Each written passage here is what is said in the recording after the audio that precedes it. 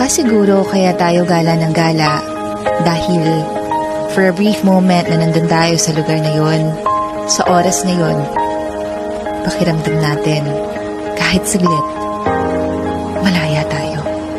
Huwag muna tayo umuwi.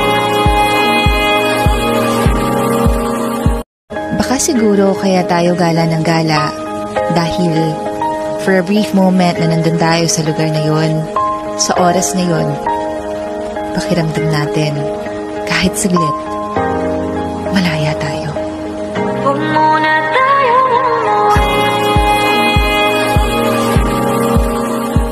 Baka siguro kaya tayo gala ng gala dahil for a brief moment na nandun tayo sa lugar na yon, sa oras na yon, pakiramdam natin kahit saglit,